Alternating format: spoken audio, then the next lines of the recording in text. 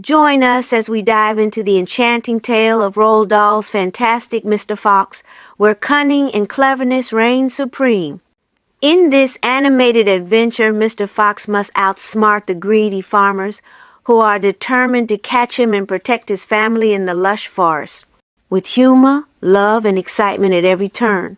This story is not just about a crafty fox, but also about the importance of friendship and loyalty. Prepare for a delightful journey filled with vibrant illustrations and heartwarming moments that will capture the imagination of children and families alike. The Fantastic Mr. Fox and the Three Farmers. Down in the valley there were 3 farms. The owners of these farms had done well. They were rich men.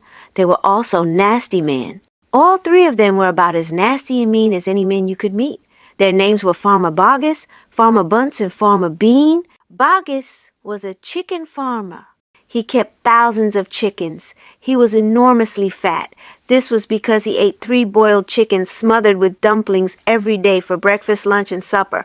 Bunce was a duck and goose farmer. He kept thousands of ducks and geese. He was a kind of pot-bellied dwarf. He was so short, his chin would have been underwater in the shallow end of any swimming pool in the world. His food was donuts and goose livers.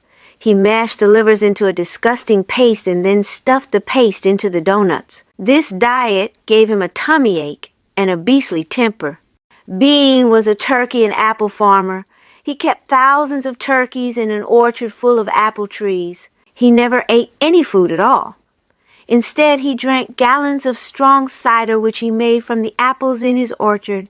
He was as thin as a pencil and the cleverest of them all. Boggis and Bunce and Bean, one fat, one short, one lean. These horrible crooks, so different in looks, were none the less equally mean.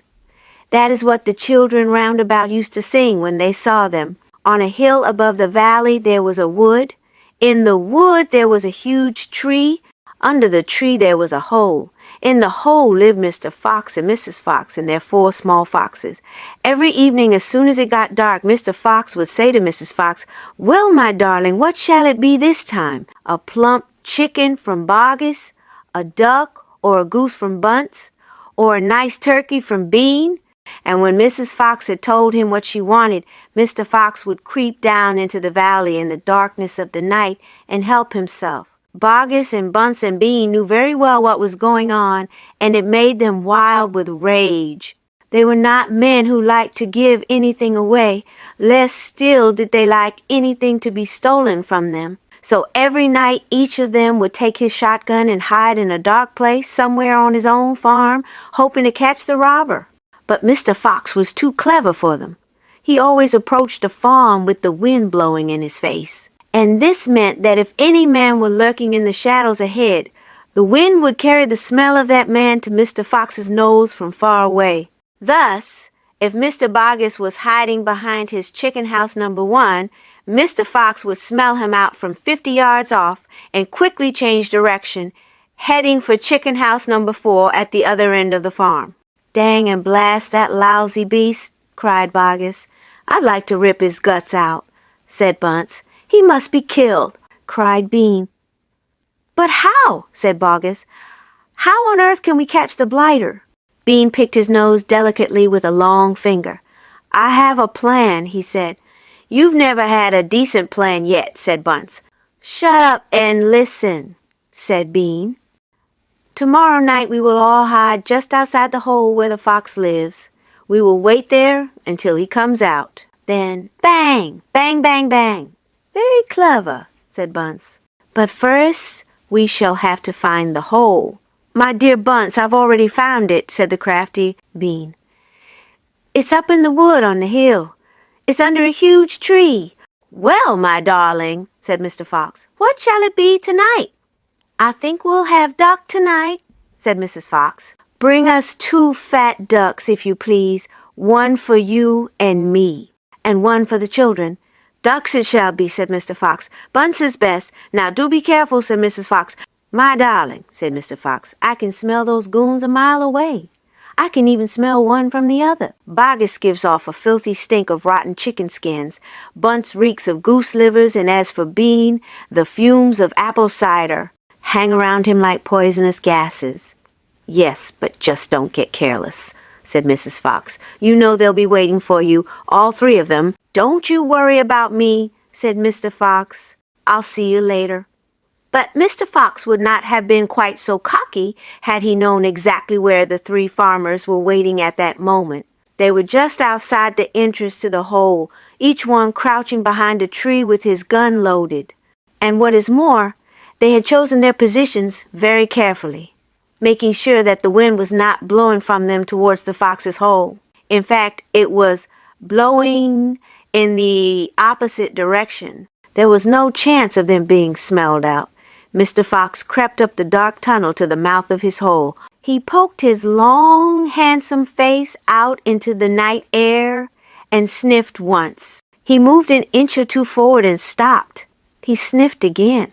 He was always especially careful when coming out from his hole. He inched forward a little more. The front half of his body was now in the open. His black nose twitched from side to side, sniffing and sniffing for the scent of danger. He found none, and he was just about to go trotting forward into the wood when he heard or thought he heard a tiny noise, a soft rustling sound, as though someone had moved a foot ever so, gently through a patch of dry leaves.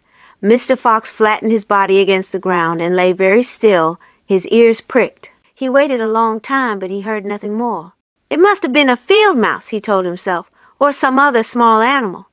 He crept a little further out of the hole, then further still. He was almost right out in the open now. He took a last careful look around. The wood was murky and very still.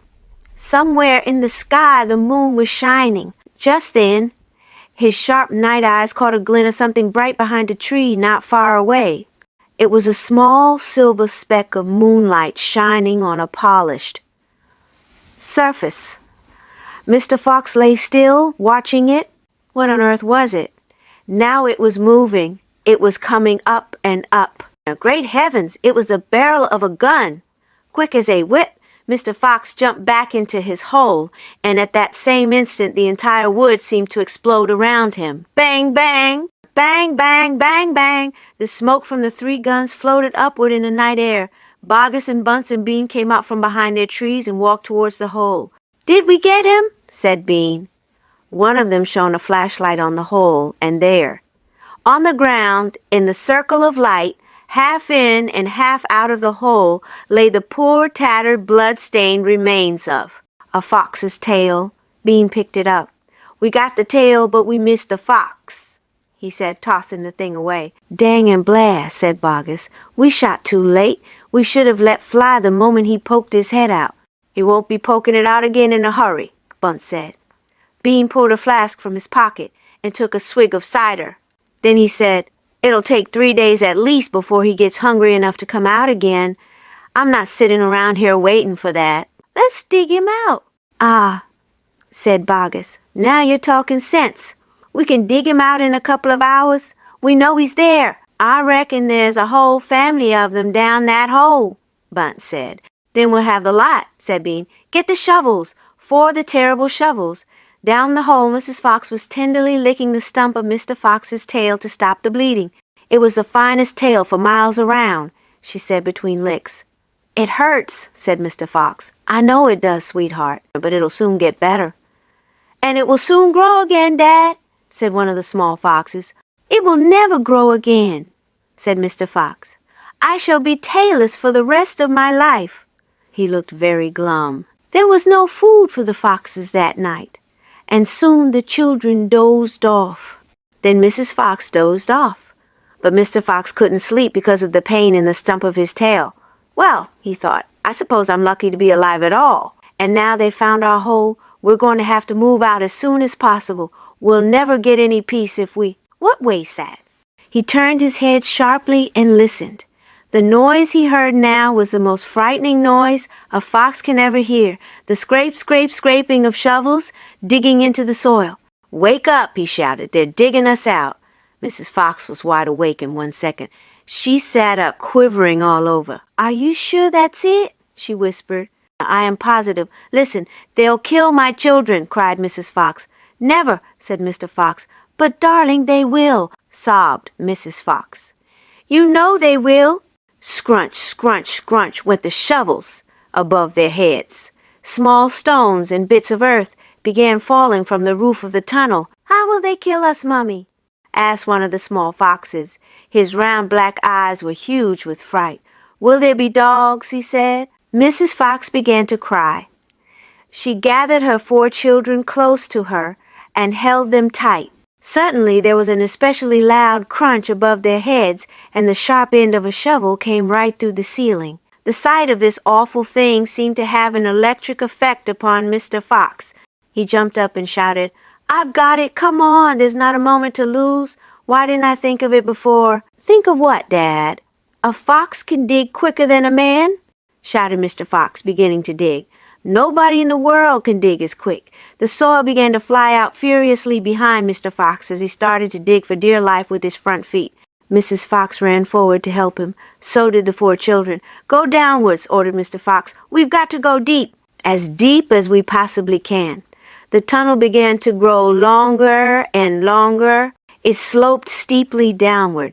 Deeper and deeper below the surface of the ground it went. The mother and the father and all 4 of the children were digging together. Their front legs were moving so fast you couldn't see them. And gradually the scrunching and scraping of the shovels became fainter and fainter. After about an hour, Mr. Fox stopped digging. "Hold it," he said. They all stopped. They turned and looked back up the long tunnel they had just dug. All was quiet. "Phew," said Mr. Fox. "I think we've done it. They'll never get as deep as this. Well done, everyone." They all sat down, panting for breath. And Mrs. Fox said to her children, "I should like you to know that if it wasn't for your father, we should all be dead by now. Your father is a fantastic fox." Mr. Fox looked at his wife and she smiled. He loved her more than ever when she said things like that. As the sun rose the next morning, Boggis and Bunce and Bean were still digging.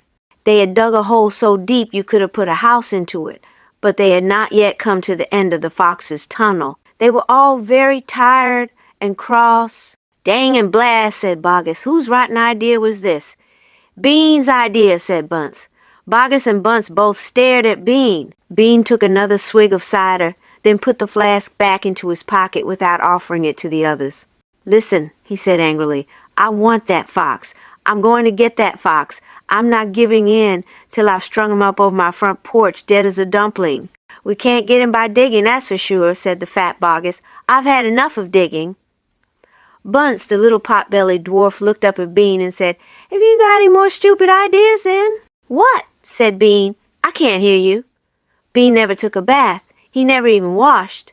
As a result, his ear holes were clogged with all kinds of muck and wax and bits of chewing gum and dead flies and stuff like that. This made him deaf. "Speak louder," he said to Bunce, and Bunce shouted back, "Got any more stupid ideas?" Bean rubbed the back of his neck with a dirty finger. He had a boil coming there, and it itched. "What we need on this job," he said, "is machines, mechanical shovels. We'll have him out in 5 minutes with mechanical shovels." Now, this was a pretty good idea, and the other 2 had to admit it. "All right then," Bean said, taking charge. "Boggis, you stay here and see the fox doesn't escape. Bunce and I will go and fetch our machinery. If he tries to get out, shoot him quick." The long, thin Bean walked away. The tiny Bunce trotted after him. The fat Boggis stayed where he was with his gun pointing at the foxhole. Soon 2 enormous caterpillar tractors with mechanical shovels on their front ends came clanking into the wood. Bean was driving one, Bunce the other. The machines were both black. They were murderous, brutal-looking monsters. "Here we go, then," shouted Bean. "Death to the fox!" shouted Bunce. The machines went to work, biting huge mouthfuls of soil out of the hill.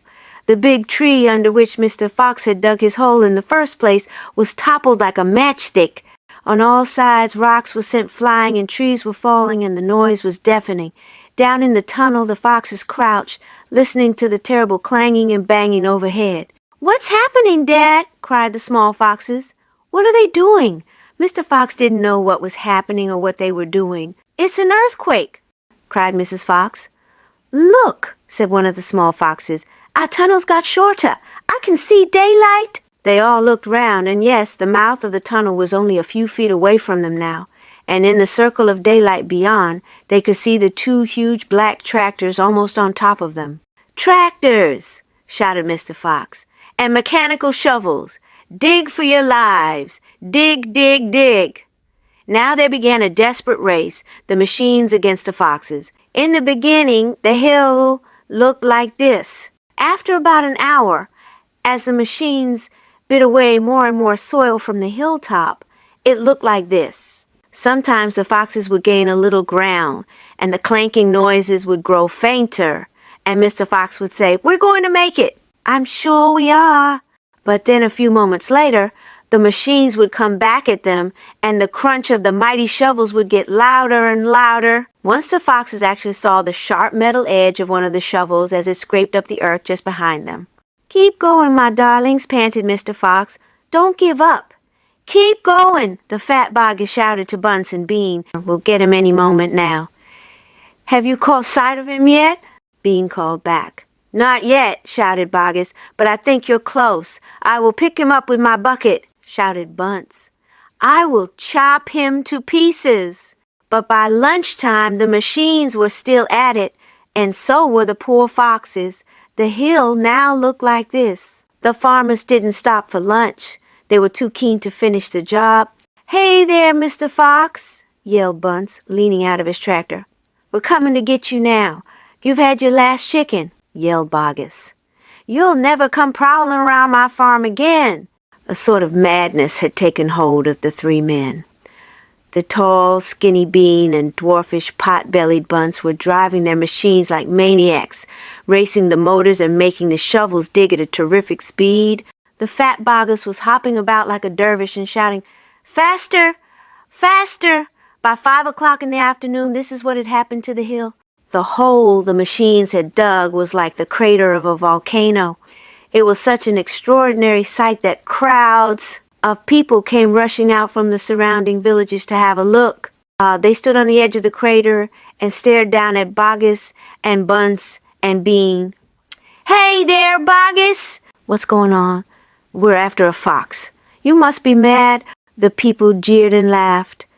But this only made the three farmers more furious and more obstinate and more determined than ever not to give up until they had caught the fox.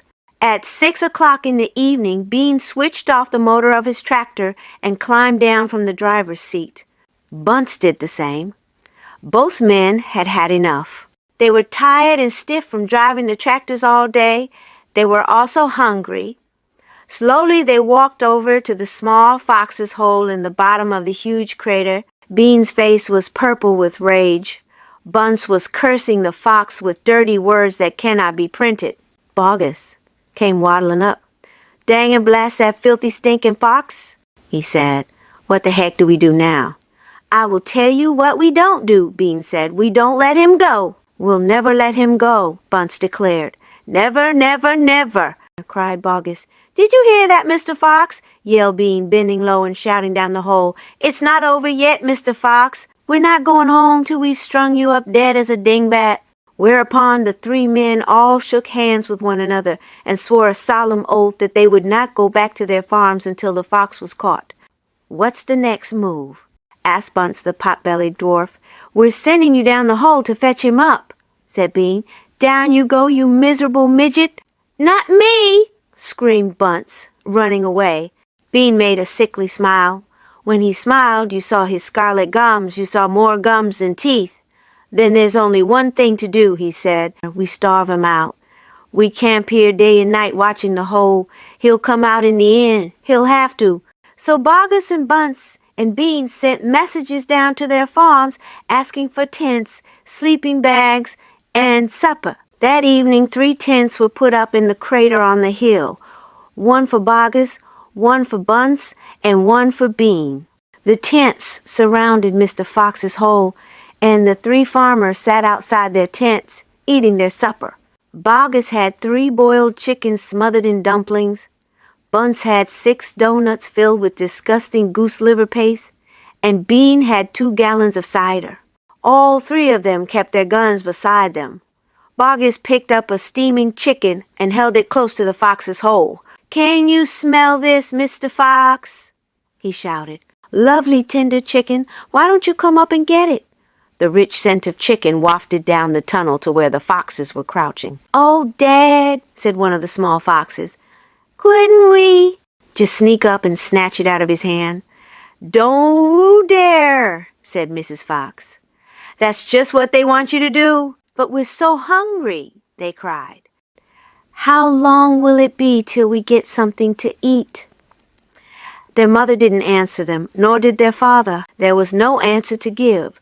As darkness fell, Bunsen Bean switched on the powerful headlamps of the two tractors and shone them onto the hole. "Now," said Bean, "we'll take it in turn to keep watch. One watches while two sleep, and so on all through the night." Boggis said, "What if the fox digs a hole right through the hill and comes out on the other side?"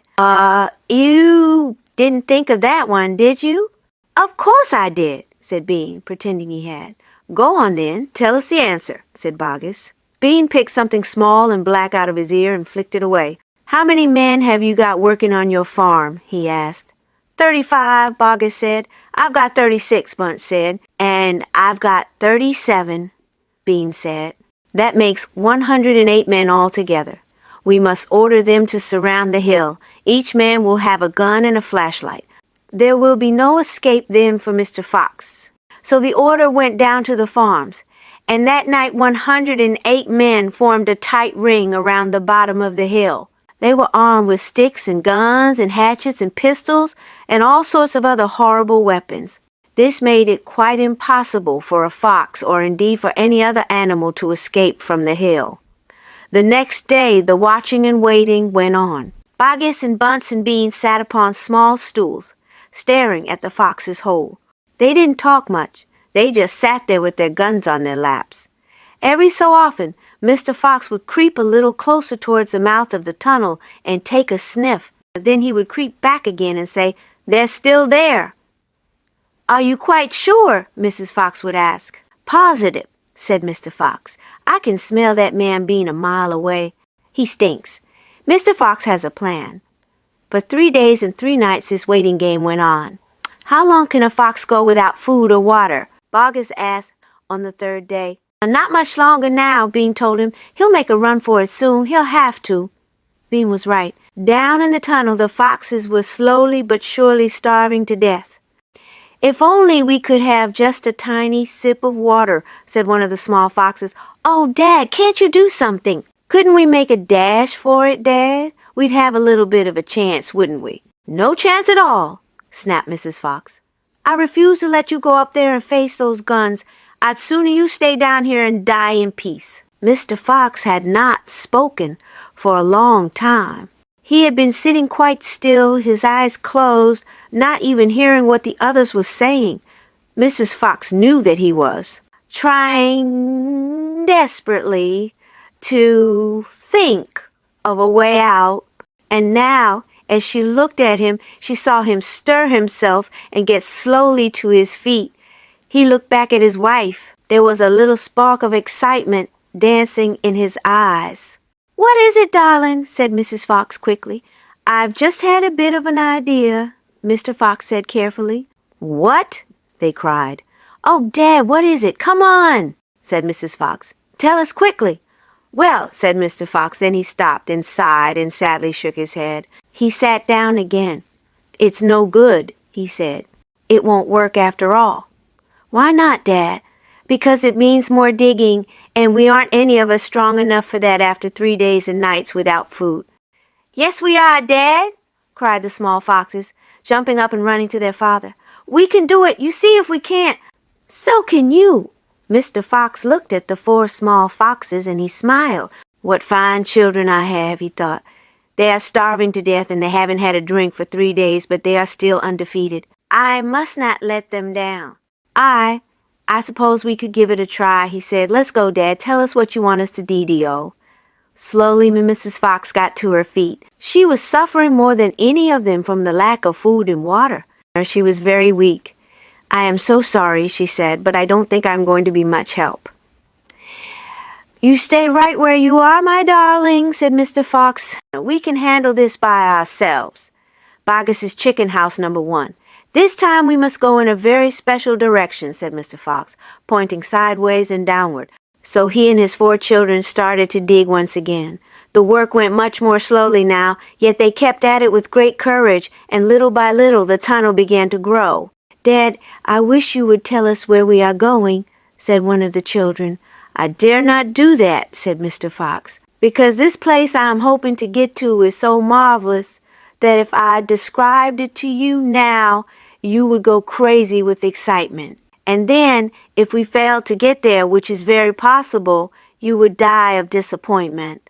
I don't want to raise your hopes too much, my darlings. For a long, long time they kept on digging. For how long they did not know, because there were no days and no nights down there in the murky tunnel. But at last Mr. Fox gave the order to stop. I think, he said, we had better take a peep upstairs now and see where we are.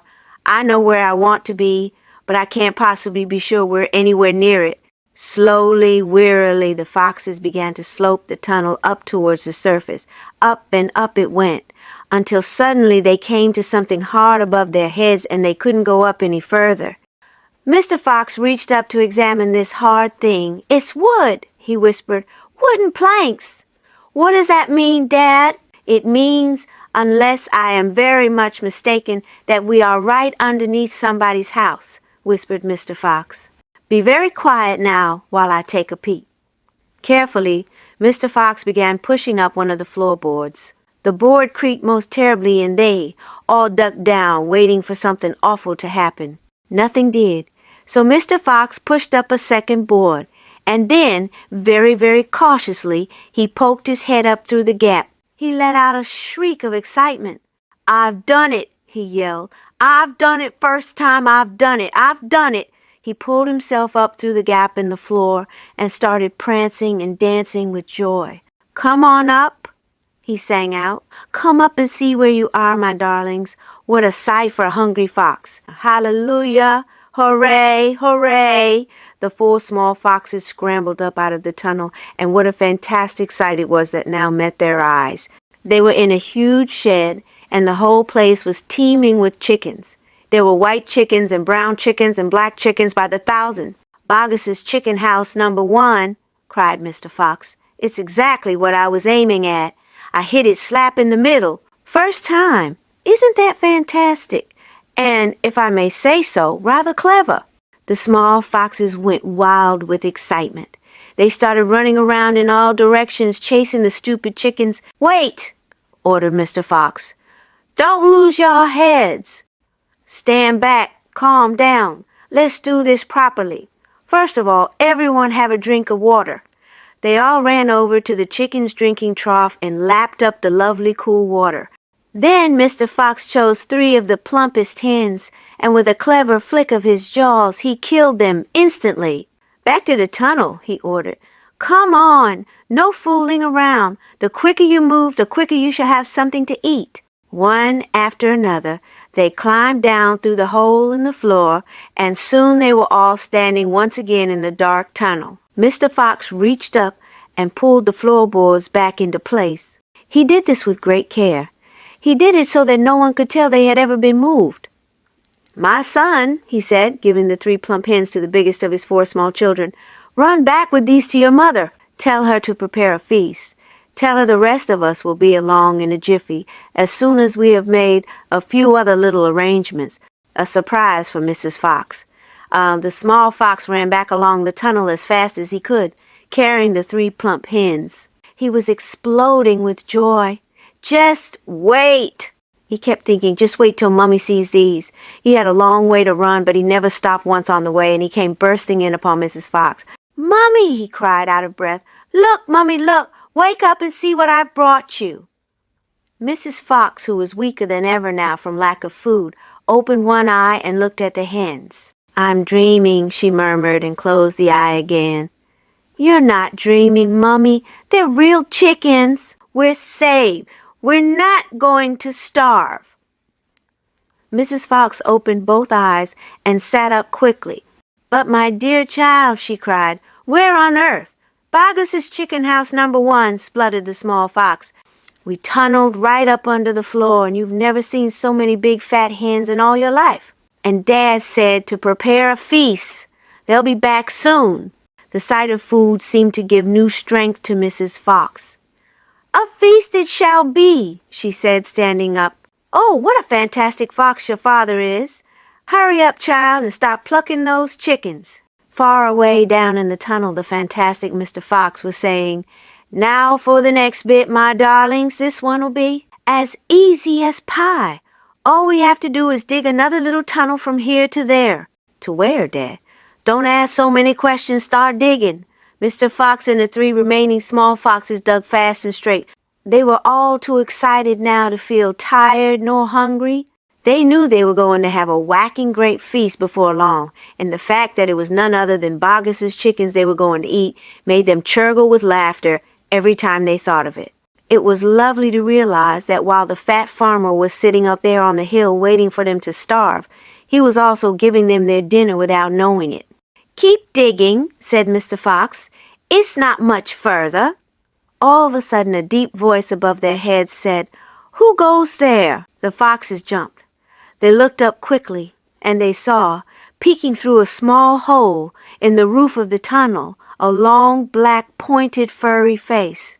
Badger, cried Mr. Fox. Foxy, cried Badger. My goodness me, I'm glad I found someone at last. I've been digging around in circles for 3 days and nights, and I haven't the foggiest idea where I am. Badger made the hole in the ceiling bigger and dropped down beside the foxes. A small badger, his son, dropped down after him. Haven't you heard what's happening up on the hill?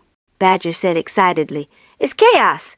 Half the wood has disappeared, and there are men with guns all over the countryside. None of us can get out, even at night. We're all starving to death. Who is we? Asked Mr. Fox. All us diggers.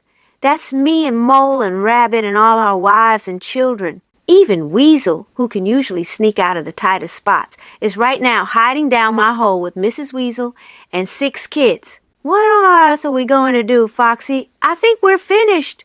Mr. Fox looked at his 3 children and he smiled.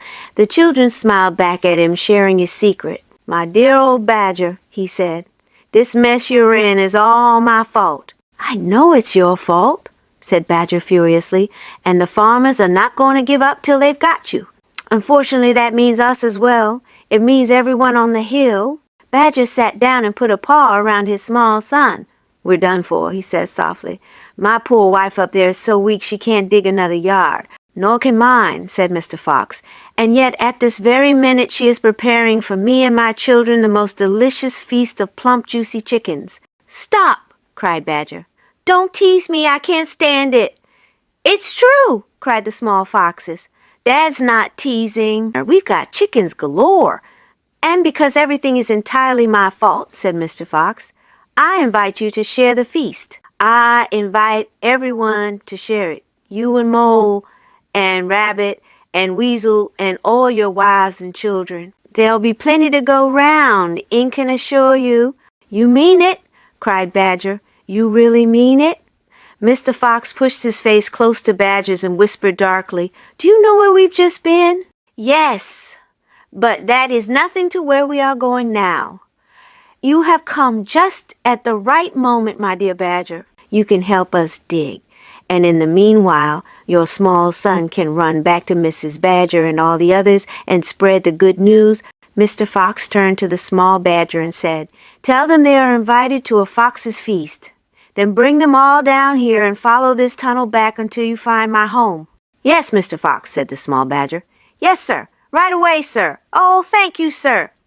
And he scrambled quickly back through the hole in the roof of the tunnel and disappeared. Bunce's giant storehouse. My dear Foxy, cried Badger, what in the world has happened to your tail? Don't talk about it, please, said Mr. Fox. It's a painful subject. They were digging the new tunnel. They dug on in silence. Badger was a great digger, and the tunnel went forward at a terrific pace now that he was lending a paw. Soon they were crouching underneath yet another wooden floor.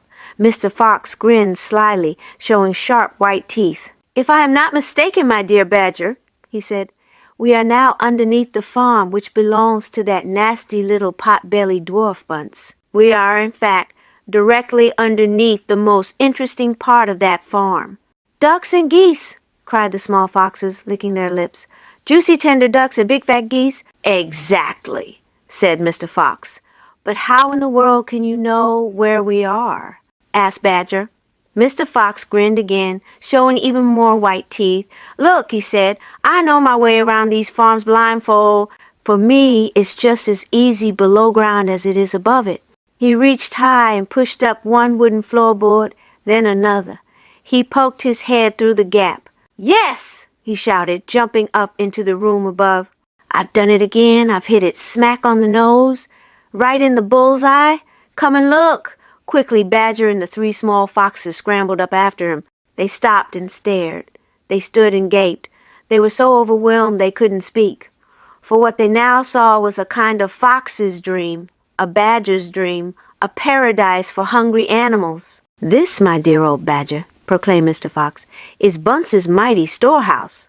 All his finest stuff is stored in here before he sends it off to market. Against all the four walls of the great room, stacked in cupboards and piled upon shelves, reaching from floor to ceiling, were thousands and thousands of the finest and fattest ducks and geese, plucked and ready for roasting.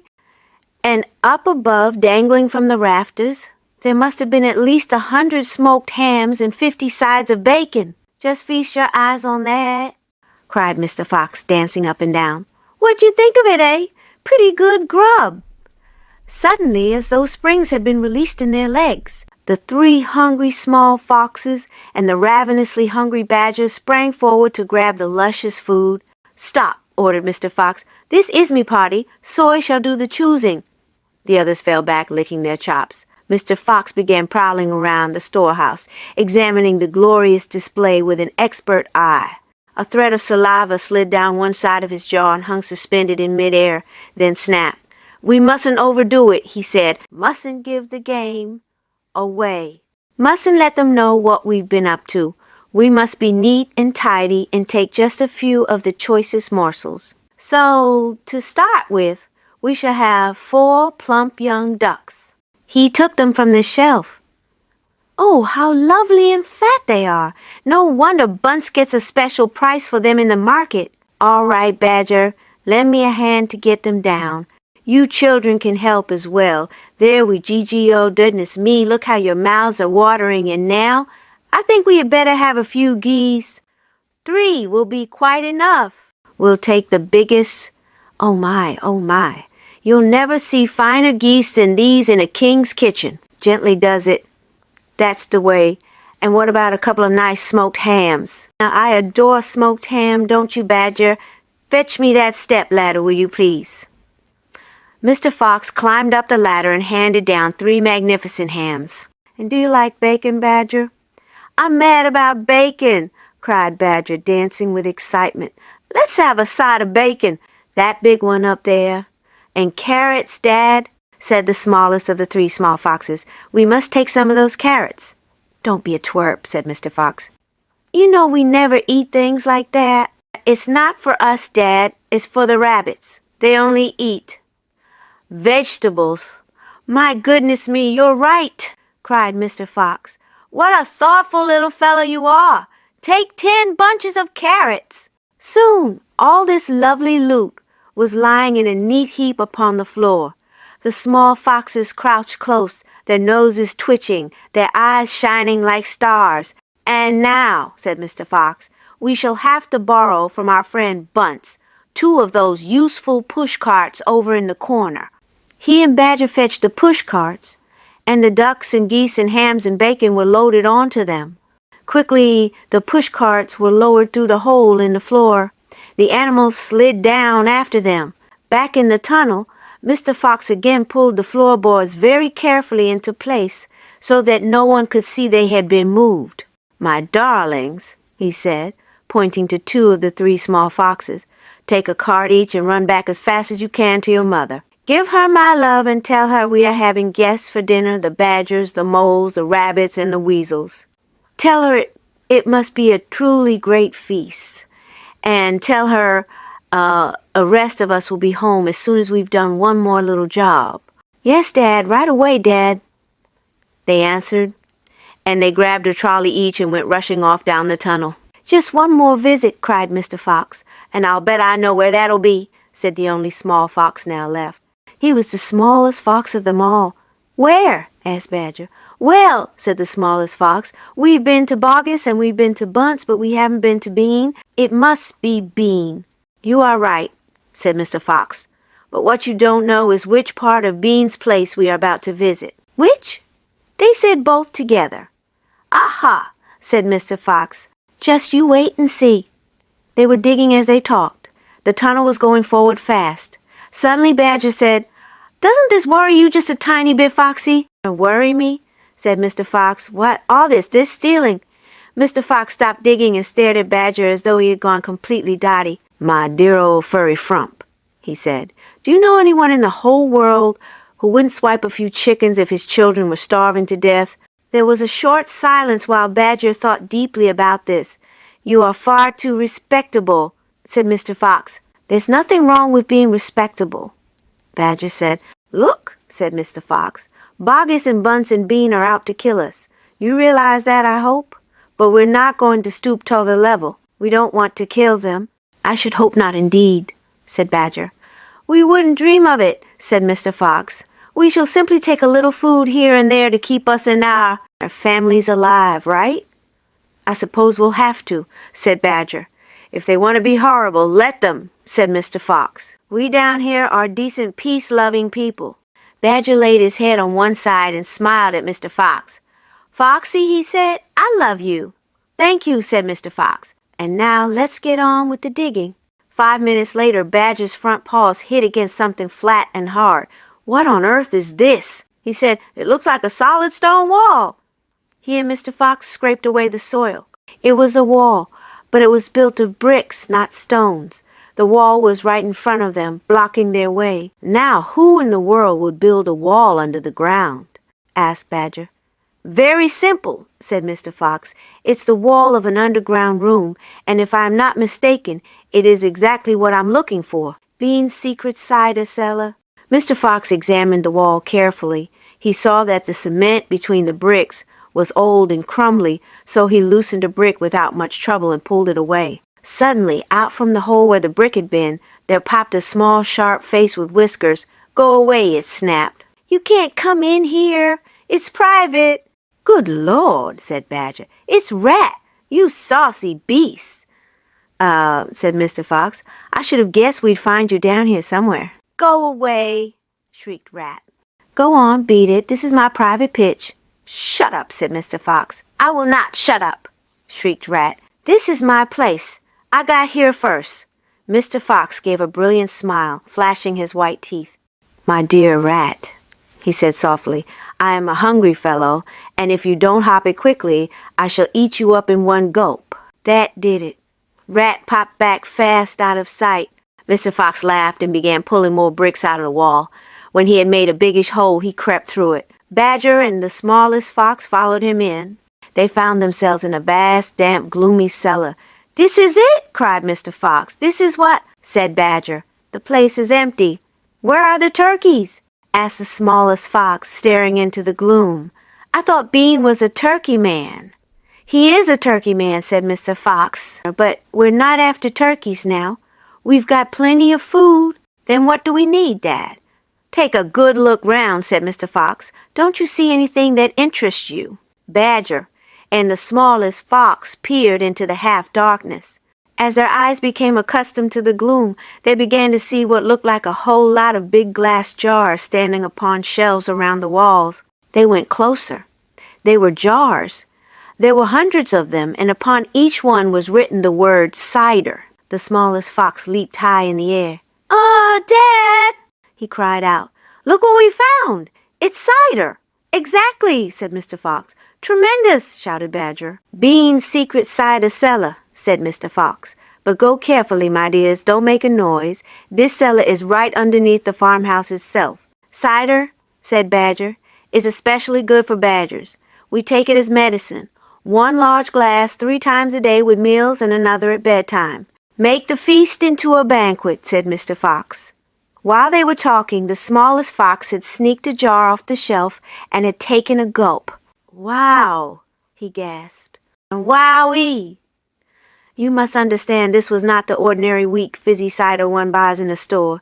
It was the real stuff, a home-brewed fiery liquor that burned in your throat and boiled in your stomach. "Ah!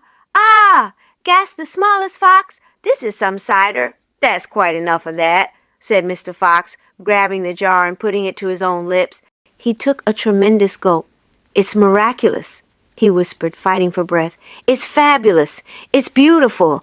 "It's my turn," said Badger, taking the jar and tilting his head well back. The cider gurgled and bubbled down his throat. It's like melted gold," he gasped. "Oh, Foxy, it's like drinking sunbeams and rainbows." "You're poaching," shrieked Rat. "Put that down at once. There'll be none left for me." Rat was perched upon the highest shelf in the cellar, peering out from behind a huge jar. There was a small rubber tube inserted in the neck of the jar, and Rat was using this tube to suck out the cider.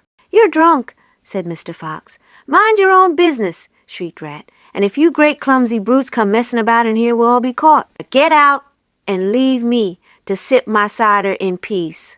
At that moment they heard a woman's voice calling out in the house above them. "Hurry up and get that cider, Mabel," the voice called. "You know Mr. Bean doesn't like to be kept waiting, especially when he's been out all night in a tent." The animals froze. They stayed absolutely still, their ears pricked, their bodies tense. Then they heard the sound of a door being opened. The door was at the top of a flight of stone steps leading down from the house to the cellar. And now someone was starting to come down those steps. "Quick!" said Mr. Fox. "Hide!" He and Badger and the smallest fox jumped up onto a shelf and crouched behind a row of big cider jars. Peering around the jars, they saw a huge woman coming down into the cellar. At the foot of the steps, the woman paused, looking to right and left. Then she turned and headed straight for the place where Mr. Fox and Badger and the smallest fox were hiding. She stopped right in front of them. The only thing between her and them was a row of cider jars. She was so close Mr. Fox could hear the sound of her breathing. Peeping through the crack between two bottles, he noticed that she carried a big rolling pin in one hand. "How many will he want this time, Mrs. Bean?" the woman shouted.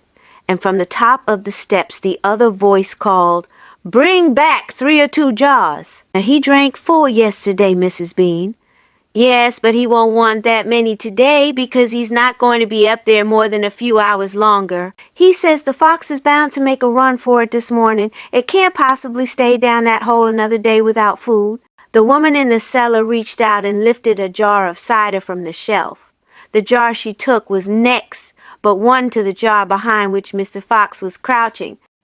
"I'll be glad when the rotten brute is killed and strung up on the front porch," she called out. "And by the way, Mrs. Bean, your husband promised I could have the tail as a souvenir." "The tail's been all shot to pieces," said the voice from upstairs. "Didn't you know that?" "You mean it's ruined?" "Of course it's ruined. They shot the tail but missed the fox." "Oh, heck," said the big woman. "I did so want that tail. You can have the head instead, Mabel. You can get it stuffed and hang it on your bedroom wall. Hurry up now with that cider." "Yes, ma'am, I'm coming," said the big woman, and she took a second jar from the shelf. "If she takes one more, she'll see us," thought Mr. Fox. He could feel the smallest fox's body pressed tightly against his own, quivering with excitement. "Will 2 be enough, Mrs. Bean, or shall I take 3? "My goodness, Mabel, I don't care so long as you get a move on." "Then 2 it is," said the huge woman, speaking to herself now. "He drinks too much anyway." Carrying a jar in each hand and with the rolling pin tucked under one arm, she walked away across the cellar. At the foot of the steps, she paused and looked around, sniffing the air. "There's rats down here again, Mrs. Bean. I can smell 'em." "Then poison them, woman, poison them. You know where the poison's kept." "Yes, ma'am," Mabel said. She climbed slowly out of sight up the steps. The door slammed. "Quick," said Mr. Fox. "Grab a jar each and run." Rat stood on his high shelf and shrieked. "What did I tell you? You nearly got nabbed, didn't you? You nearly gave the game away. You keep out of here from now on. I don't want you around. This is my place." "You," said Mr. Fox, "are going to be poisoned." "Poppycock," said Rat. "I sit up here and watch her putting the stuff down. She'll never get it." Mr. Fox and Badger and the smallest fox ran across the cellar, clutching a gallon jar each. "Goodbye, Rat," they called out as they disappeared through the hole in the wall. "Thanks for the lovely cider." "Thieves!" shrieked Rat. "Robbers! Bandits!" The great feast. Back in the tunnel they paused so that Mr. Fox could brick up the hole in the wall. He was humming to himself as he put the bricks back in place. "I can still taste that glorious cider," he said. "What an impudent fellow Rat is." "He has bad manners," Badger said. "All rats have bad manners. I have never met a polite rat yet." "And he drinks too much," said Mr. Fox, putting the last brick in place. "There we are. Now home to the feast." They grabbed their jars of cider and off they went. Mr. Fox was in front, the smallest fox came next, and Badger last. Along the tunnel they flew, past the turning that led to Bunce's mighty storehouse, past Boggis's chicken house number 1, and then up the long home stretch towards the place where they knew Mrs. Fox would be waiting. "Keep it up, my darlings," shouted Mr. Fox. "We'll soon be there. Think what's waiting for us at the other end, and just think what we're bringing home with us in these jars. That ought to cheer up poor Mrs. Fox." Mr. Fox sang a little song as he ran. "Home again swiftly I glide, back to my beautiful bride. She'll not feel so rotten as soon as she's gotten some cider inside her inside." Then Badger joined in. "Oh, poor Mrs. Badger," he cried, "so hungry she very near died. But she'll not feel so hollow, if only she'll swallow some cider inside her inside." They were still singing as they rounded the final corner and burst in upon the most wonderful and amazing sight any of them had ever seen. The feast was just beginning. A large dining room had been hollowed out of the earth, and in the middle of it, seated around a huge table, were no less than 29 animals. They were Mrs. Fox and 3 small foxes, Mrs. Badger and 3 small badgers, Mole and Mrs. Mole and 4 small moles, Weasel and Mrs. Weasel and 6 small weasels.